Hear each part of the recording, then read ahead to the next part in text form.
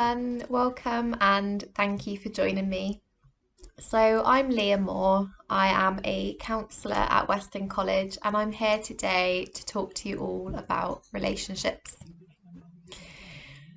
So I think it's fair to say that the subject of relationships is pretty enormous, and we could probably talk about it for hours and hours, but today, over the next kind of 20 minutes or so, we're just going to be covering some key things, such as what relationships are and why they are important, as well as a couple of psychological theories which can kind of help us further understand the significance of relationships.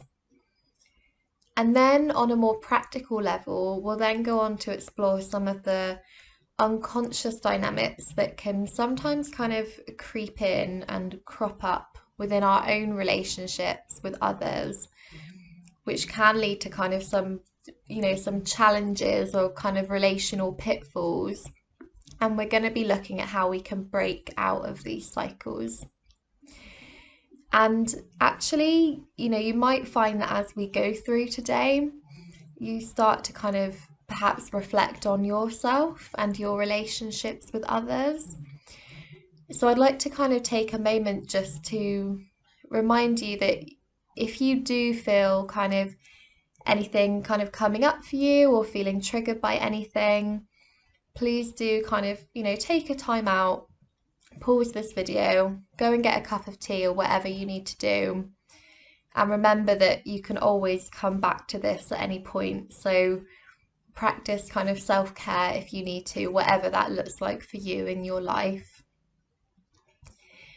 But before we jump in and begin, I'm going to take us now to slide 1, where we're going to be having a look kind of in a bit more detail about the structure of this session.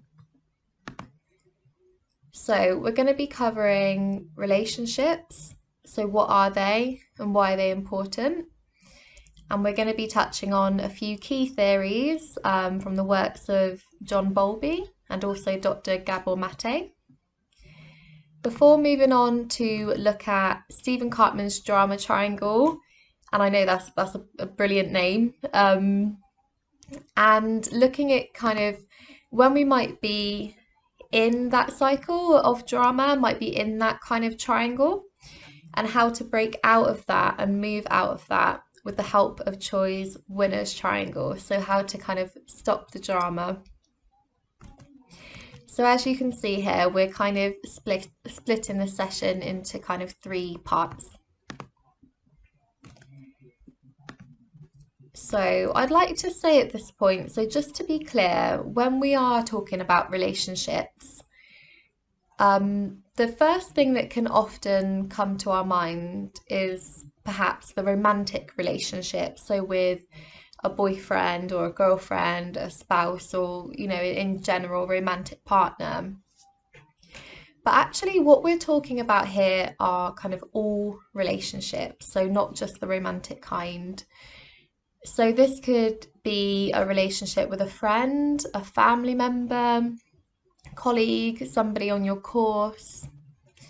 And, why do relationships matter?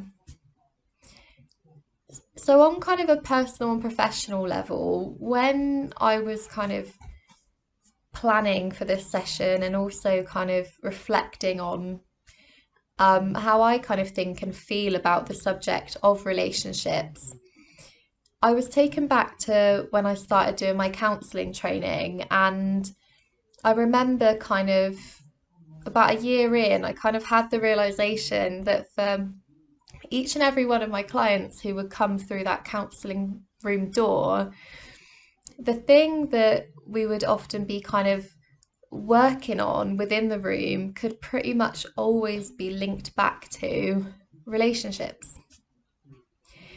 So whether that's our early relationships, which have gone on to kind of form the way that we then go on and relate and connect to people later on in our lives, or our current relationships with people around us, which just really aren't working out for us, where we don't feel heard or seen. And also that deep kind of human fear of loss, of losing those around us, as well as the anxiety that kind of unexpressed feelings within our relationships with people around us can leave us with.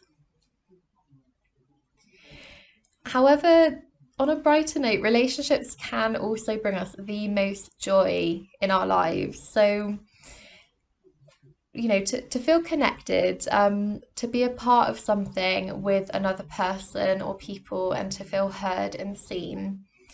And I think and I hope that's a feeling and an experience that we've all had at some point in our lives. And in fact, on this subject, I think kind of much of what fascinates us as humans are relationships. So, love them or hate them, we find that, reality TV shows can often be really, really popular. And I'm sure you probably know which one I'm referring to here, but these shows, even though they're often set in really lovely kind of settings on the beach, which is appealing within itself, it's often the relationships and the dynamics that we are seeing played out between people that is actually what we find so interesting and almost kind of addictive at points. And in addition to this, we found that relationships do actually have a huge significance in the way that we view ourselves and as we develop as people. So there are a lot of different things that can really kind of, fill in that picture of why relationships are just so important. So we're going to have a look at slide 2 now, in which we have a definition here of relationships.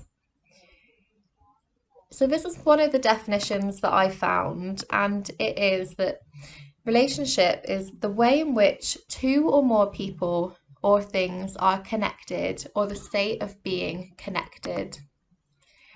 So as we've touched on, relationships are a key strand that run throughout all of our lives. And in fact, as social creatures, we as people and as human beings are kind of hardwired to form attachments and to create relationships for our very survival. So it is quite literally how we're made. So to kind of flesh this out a bit, let's think about where we all start out. So we all start out as a fetus in our mother's womb, which I know is a bit of a strange thought. And at that point, we aren't really aware of much. And one of the first things that we are aware of at this very, very early stage is the sound and the melody of our mother's voice. So although that brings us comfort, at that point we don't actually realise that that's a separate person. So in this stage, we are kind of completely merged in with our mother. So we don't realise that we're a separate entity until later on. So we all start out in relationship and we actually don't even know it. So if we now move on to slide 3 and we continue on with this idea of kind of the mother or the primary caregiver and the child or baby, so kind of very, very early on. One of the most influential theorists on the subject of relationships and attachment was a man called John Bowlby. So this photo here, which I found, just kind of complements this slightly to give you a bit of an image of what I'm explaining here. So Bowlby spoke about the importance of an infant's attachment to a primary caregiver. So in this case, that would be usually the mother. And the need for what he calls a secure base with that person, again, for our survival and development. So when we think about what this looks like in reality, if we imagine perhaps a mother and a toddler in the park, or in this photo kind of running through this beautiful leafy field, The toddler might wander off for a few moments at different points. So maybe that's to kind of explore a flower or an insect or something that's interesting. But they will periodically kind of glance back at their mother to check that she is still there. So to that toddler, the mother is the secure base. And this secure base is kind of symbolic of a place that we can kind of step out of and we can move away from to go and explore the world and develop as people. But we can always return back to her and to that place of safety. And this kind of primary experience and the way that our caregivers respond to us and how reliable and strong our secure base is, then goes on to shape how we relate to people and the world going forwards. So in other words, this kind of early example that we may have had with our primary caregiver or our mother actually creates kind of a template that follows us into our later life. So for example, what this could mean is if our kind of primary caregiver is responsive and consistent to our needs as a baby. So for example, if they respond to us when we cry and give us kind of eye contact, we go on to develop a secure attachment, and this has actually been shown to improve a lot of things. For example, our ability, most importantly, to connect to people later on in life, as well as how to figure out problems, so problem solving.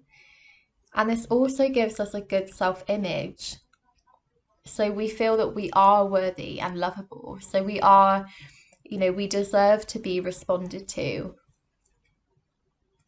But sadly, if we don't experience this kind of example of a secure base that is strong and consistent and reliable, this can then lead on to some anxieties around our relationships. So we might find a toddler or a young child actually ending up feeling quite anxious and wanting to cling on to that primary caregiver because we're worried that they might go away, or we could become avoidant of that person.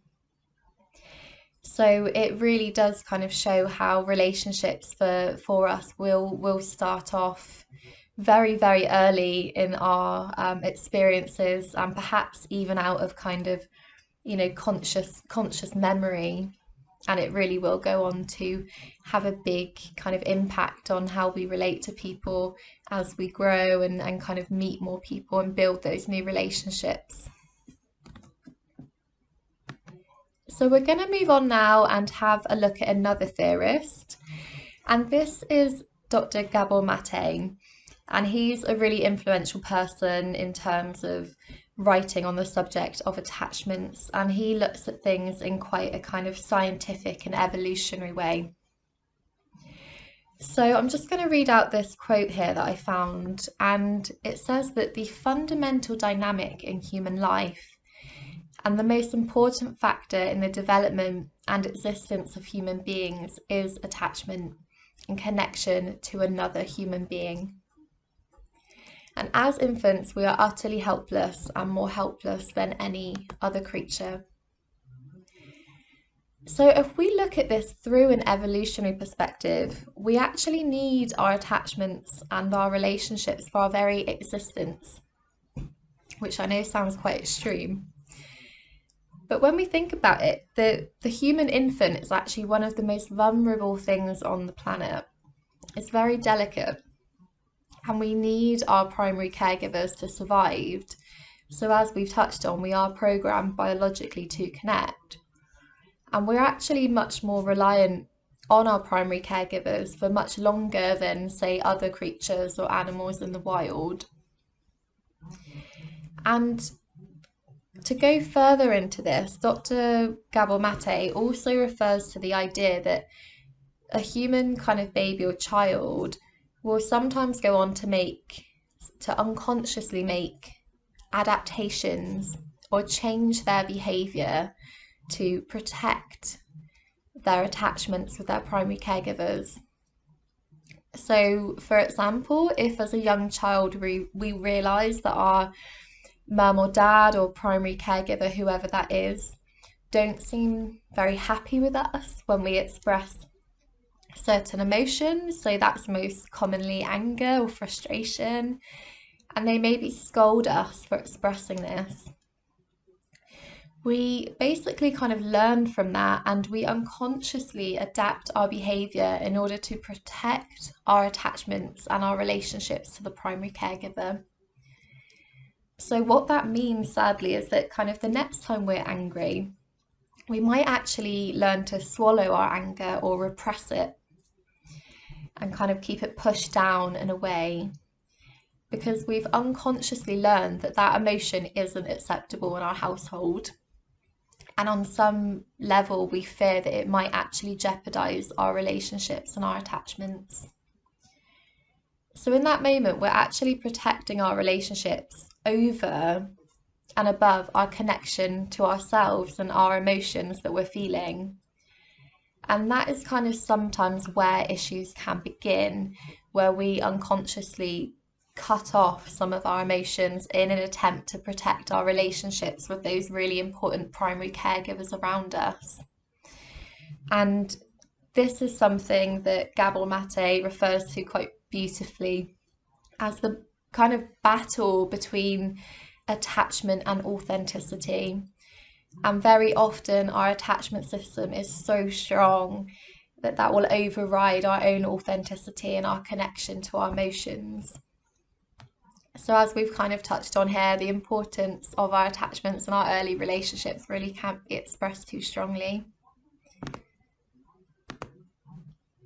Okay, so we've had a bit of background information now about the importance of our relationships for our survival and our development. And now we're going to have a look at some relational pitfalls or patterns that we can often find ourselves in, which is really well explained in Stephen Cartman's drama triangle. So what is the drama triangle? So the drama triangle is kind of part of a field of thought which we call transactional analysis, which is a bit of a mouthful. And Cartman theorised that when we are in relationship with others, or when we are in any sort of kind of interaction and we're communicating, we can unconsciously, that word again, unconsciously, find ourselves in one of these three roles of persecutor, rescuer, or victim. So I just want to clarify here that the use of the word victim in this model is in no way meant to minimise or discredit people who have been victimised at times in their lives by being, for example, the victim of abuse or overpowered by another person. So to be clear, what Cartman is talking about here is actually more of a mentality or a self-belief that someone might have of feeling powerless, of not being able to recognise their own power. So in this context, the word victim is actually more about people unfortunately not seeing and owning their own power. So let's have a look at these roles and some of the characteristics of these roles. So we're going to start out looking at the Persecutor, and for any other Marvel fans that might be watching this today, we have the villain Thanos, who is very lovely demonstrating this Persecutor role. So the Persecutor will often be a bit of a bully and will blame other people. They might be dominating and bossy and also quite rigid in wanting to get their own way. So it's my way or the highway. And they can also come across as very critical and angry. Now, the rescuer, on the other hand, often feels the need to help or to save other people, as demonstrated by another Marvel character whose name has completely gone out of my mind. Captain America. So this person will put other people first, and they will often provide help and support when they're not actually asked to, and might feel quite anxious when they're not helping others. So almost feel that kind of feeling compelled to do something. And although the rescuer believes that they're offering something helpful, often, unfortunately, that's not really the case. So the messaging that gives to the person that they're trying to help is that you're not okay, but I'm here and I'm okay, so I will help you. You don't need to worry about anything. I'll sort it all out. And if we look at the victim role, or this person that feels victimized and helpless or powerless, we see that this person might feel incapable, hopeless, struggle to make their own decisions. So not really trusting kind of maybe their gut feeling or what they feel they need. And they often rely on other people for direction. So if we now look back to the triangle, we see that we will be in one of these three roles and we can actually move around them. And each of these roles actually discounts someone, or basically kind of discredits them or puts them down. So the persecutor discounts the victim, the rescuer discounts the victim, and the victim also discounts themselves. So they don't believe that they are competent or capable, and they don't believe or can't connect with their own power and their own sense of kind of self-agency and resourcefulness. So in the end, someone is being discounted or discredited. So we're going to look at an example now. So this is a fictional conversation, just to be clear, between two people, Des and Lucy, where we can see them moving around the different roles and moving around this triangle as they're talking. So we'll start off with Des. So Des says, "I'm so tired today. I've got way too much on my plate at college at the moment and I'm sick of being overwhelmed. So everything is just rubbish." And Des is very much in this victim role of feeling very victimized or powerless. Lucy responds, "Why don't you get your tutor to sort it all out for you? It sounds like you really aren't able to cope with this." And she is in that rescuer role, so she's kind of swooping in and trying to find a solution for Des. And Des responds, "No, I'd be too embarrassed to tell her. She wouldn't listen to me anyway." So still feeling very powerless. Lucy, "Well, you need to do something to help yourself. You're not going to get anywhere by complaining to me about it, are you?" So we can see now that Lucy has now actually switched from the rescuer role to the persecutor role, and she's giving Des a bit of a hard time. Des then responds and says, you really you don't have a clue. I wish I wouldn't have even brought it up now. I just feel worse." So Des has also now moved in slightly to that persecutor role and is lashing out a bit at Lucy. And again, is still feeling very victimized and powerless. So there is no way forward for Des at the moment. And then Lucy responds, and she's perhaps feeling quite hurt herself now. And she's saying, "Whoa, I was only trying to help. I won't bother again. That's it." So Lucy has also now fallen into that victim role and is feeling powerless. So as we can see, when they're moving around this role here, when Lucy is in that role of rescuer, persecutor, she's discounting Des's ability to find his own solution, and she's not being supportive. And Des also falls into that role of persecutor and also victim when he snaps at Lucy. And he's constantly discounting his own ability to make any changes throughout this interaction. So we would actually call this interaction destructive rather than constructive. So no one's really getting anywhere here.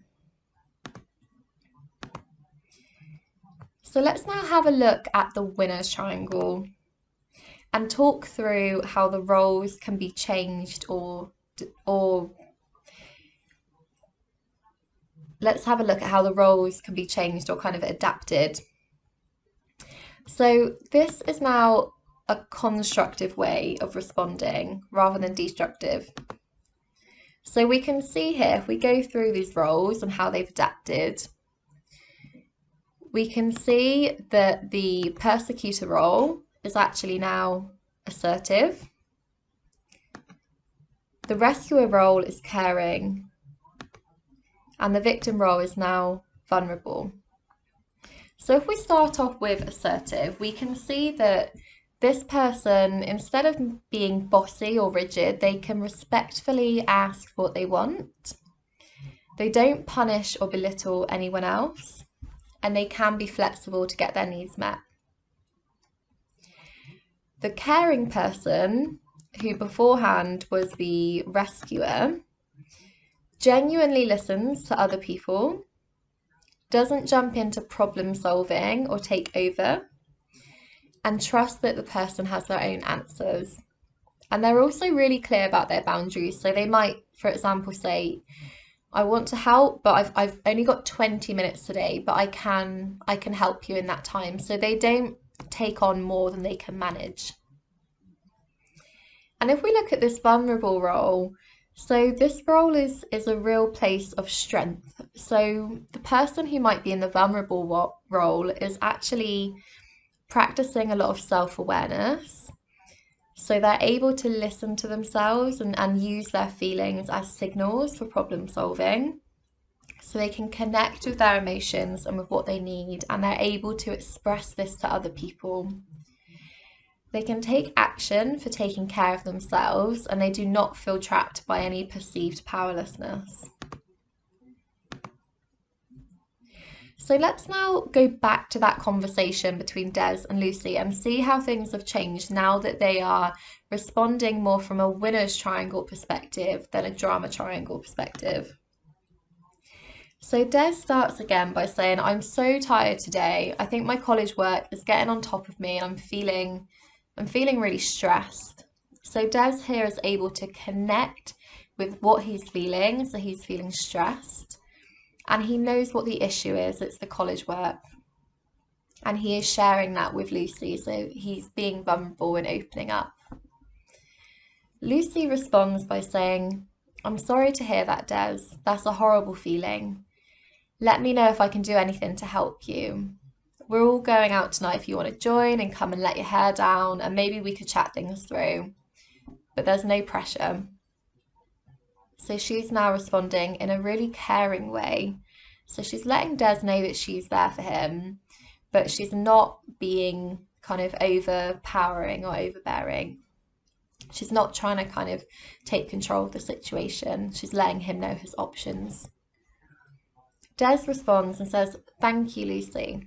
I appreciate that, but I actually think I just need a bit of a time out and space to kind of figure out how I'm going to deal with all of this. So Des is still in this vulnerable place in which he's able to kind of connect with how he's feeling and be open with Lucy. But he's also showing some assertiveness. So he's actually saying, you know what, I think I just need a bit of a timeout and a bit of space to figure this all out. So he's aware of what he needs and what he needs to do to get to that. Lucy responds, no problem, you know where I am and you've got this. So again, Lucy is being really supportive there, and she is kind of giving Des some options, letting him know that she's there, but she's leaving it with him. The ball is in his court, so he still has that power there. So how do we know if we are in the drama triangle? So the key thing here is to be present and show curiosity. So notice, you know, if we're in an interaction or a conversation with someone and it doesn't feel quite right, we're not really kind of getting to where we need to be, which role could I be playing in this moment? And how am I feeling in this role? Does it feel destructive or constructive? So what we're doing here is we're really raising our awareness and becoming more self-aware. But I would say that with everything, don't be too hard on yourself. So this really does take practice, and it happens to all of us. We will all find ourselves at times stuck in this drama triangle. But the important thing is that we are able to perhaps connect and see what's happening around us and our role that we're playing in it, and hopefully become more conscious of our responses and move to a more constructive way of being with that winner's triangle. So that concludes our session today on relationships. So thank you so much for spending this last kind of 30 minutes with me, and I really hope that you found it helpful and that there's been something in this today that you've been able to connect with, and that you now feel more equipped with information to support you, whether that's reflecting on your own relationships or supporting other people. Thank you and take care.